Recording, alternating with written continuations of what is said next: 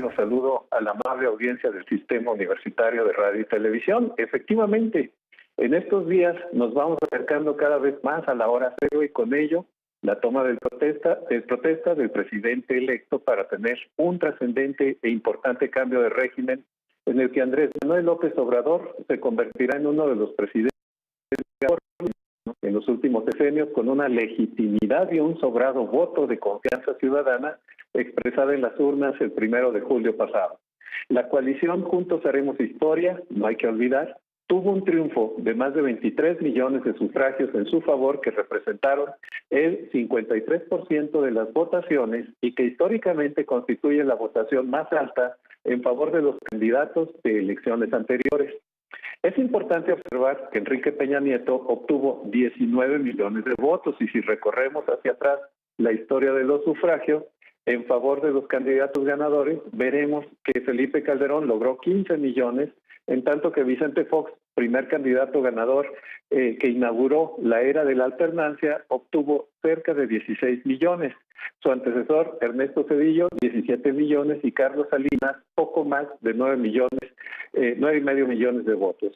Aquí como dato interesante para destacar el papel demográfico en las elecciones de nuestro país, es interesante resaltar que Lázaro Cárdenas fue elegido por el 98.2% del padrón electoral, pero eso se tradujo en 2,225,000 votos. Hay una evolución importante que podemos destacar. Ahora, como vemos, el esquema del bono de confianza con el que comenzará el nuevo gobierno tiene un altísimo impacto social y la confianza depositada en este nuevo régimen puede explicarse, en parte, por los resultados que entrega el gobierno saliente, al que le quedan solamente unas cuantas semanas de ejercicio constitucional de la administración. El gobierno de Peña Nieto deja varios pendientes complejos de resolver, pero dos de ellos se han traducido en un malestar y casi ira social por representar un régimen en el que la inseguridad por un lado y la corrupción por el otro constituyen dos factores esenciales que se han convertido no solamente en malestar, sino en un esquema de gran afectación a las garantías ciudadanas que han costado mucho trabajo solidificar en un régimen democrático. La inseguridad se torna en muchas aristas de análisis y de afectación en las que 2017 constituyó un aspecto de poderoso impacto al contabilizarse 29,168 asesinatos en uno de los años más violentos registrados en las últimas décadas. Ese nivel de falta de controles del Estado sobre un fenómeno al que despreocupadamente las autoridades señalan como problemas entre bandas del crimen organizado, resulta en una paradoja porque parecería que es un asunto de grupos violentos que funcionan al margen del Estado y que se podría mencionar que la falta de control entre estos grupos ha llegado a esos niveles. La cifra de muertes violentas en 2017 equivaldría a la extinción de la población de ciudades como San Marino, Liechtenstein o Mónaco, o a la desaparición de municipios como Acatic, Acatlán de Juárez o Aguadulco del Mercado. Es decir, no se trata para nada de un problema menor y esas bandas no operan al margen del Estado, sino en el Estado. Y ahí la gravedad de este tema y la gran desconfianza ciudadana respecto a la capacidad del Estado de garantizar los preceptos constitucionales del derecho a la vida y a las condiciones para vivir en paz y armonía. Por su parte, la corrupción ha tenido una expresión no experimentada en los niveles que se conocieron en este sexenio y que ha significado una burda falta de respeto por el orden ciudadano en los casos de mayor impacto, como lo fueron entre los dos casos más recientes, el del consorcio brasileño Odebrecht y las maniobras de la Secretaría de Desarrollo Social y de Desarrollo Agrario, Territorial y Urbano, en las que se configuraron desvíos en el segundo caso por 1,311 millones de pesos, algo así como 70 millones de dólares, en tanto que respecto del consorcio brasileño, la PGR indica que la constructora brasileña se declaró culpable por el pago de 10,500,000 dólares de sobornos a posibles funcionarios de Pemex en un periodo comprendido entre 2010 y 2014. Los conflictos de intereses de la Casa de Malinalco y la denominada Casa Blanca, que tocaron directísimamente al presidente y sus más cercanos colaboradores, no han tenido consecuencias alguna desde perspectiva administrativa o legal. Sin embargo, sin duda, En la recapitulación de este sexenio y de este escenario remite a explicar una importante parte del descontento que generó este régimen, independientemente de casos graves como Ayotzinapa, Tlatlaya, Tanuato, Apatzingán, Nuevo Laredo y el caso de Pegasus. En junio de 2008, por otra parte, a mitad del año se habían dado 7 homicidios a periodistas, mientras que en todo el sexenio de Peña Nieto suman 55 más los que se han sumado de junio a estas fechas. Esto informó la Comisión Nacional de Derechos Humanos. En transiciones de gobierno pasadas, al largo periodo entre la elección a la toma de protesta el 1 de diciembre, se le concebía como el tiempo en el que el presidente electo contaba con ese espacio para armar un proyecto de administración y gobierno y elegía a los funcionarios que encabezarían las carteras administrativas importantes en el país. Actualmente la situación es diferente prácticamente desde el mismísimo 1 de julio. Una de las reglas no escritas de los expresidentes mexicanos era la de apartarse del escenario político de primer nivel luego de la sucesión.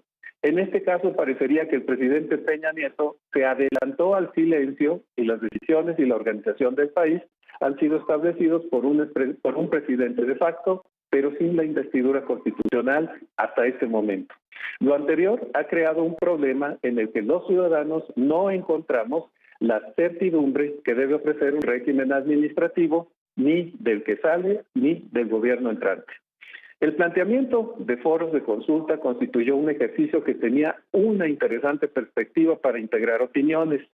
Sin embargo, en la caracterización de los foros no hubo claridad respecto de las metodologías y alcances de los mismos. Surgió entonces una contradicción, la necesidad de la instrumentación de políticas para el gobierno contra el tiempo de realización de los foros. Ya no se trataba, pues, de un ejercicio de promoción política de partido, sino acciones del propio gobierno electo, lo que cambia radicalmente la naturaleza de los mismos. El 27 de agosto se pusieron en marcha los foros de consulta nacional Educación para el Bienestar, que abruptamente se interrumpieron el 7 de septiembre en un enfrentamiento entre grupos de interés en Acapulco. Por su parte, los foros para trazar la ruta de pacificación del país y la reconciliación nacional arrancaron el 7 de agosto. Sin embargo, los encuentros con víctimas de la violencia, organizaciones, especialistas con integrantes del equipo de transición previstos en Veracruz, Sinaloa, Tamaulipas, Tabasco y Morelos entre el 9 y el 22 de octubre, abruptamente también se cancelaron. Alfonso Durazo, quien fue designado por López Obrador para ser el próximo secretario de Seguridad Pública, dijo a través de Twitter que la cancelación obedece a la necesidad ya urgente de sistematizar las propuestas recogidas para obtener las conclusiones que permitan incorporar las voces de las víctimas en el diseño de la nueva política de seguridad pública que se presentará en fecha próxima. Entonces, aquí queda la duda respecto al hecho de si el propio Durazo no sabía de antemano que ese era el reto de la realización de los foros. Por otra parte, el juego semántico de realizar un balance de opiniones al que se le denominó consulta popular ha generado un gran malestar, o en todo caso una gran incertidumbre, porque constitucionalmente la figura existe y la propuesta de su realización no se apega al texto constitucional. Intervino menos del 2% del padrón electoral. El resultado fue 70% por la cancelación y 30% para mantener el esquema, es decir, 700,000 votantes para una población de 120 millones de habitantes y por el sí, 700,000 por el sí y 300,000 por el no. El mensaje es complejo en la medida en que el nuevo sistema sería un sistema de corroboración y de utilización de las mayorías como forma de regulación sin espacio de expresión para las minorías. Hay aún algunas semanas para poder redefinir el esquema de gobierno que, como ya señalamos, cuenta con una gran expectativa popular para una verdadera reconciliación y no de confrontación. Así pues, Josefina y José Ángel, agradezco mucho la oportunidad de comentar y les mando un cálido saludo y a través de ustedes a la amable audiencia del Sistema Universitario de Radio y Televisión. Muchas gracias y buenas tardes. Doctor Armando Zacarías, como siempre, agradecidos. Hasta la próxima semana. Muchas gracias. Pues ahí tiene usted, a propósito de este sexenio, de la corrupción y la inseguridad y los titubeos opacos del que inicia. Vamos con esto a la pausa, continuamos.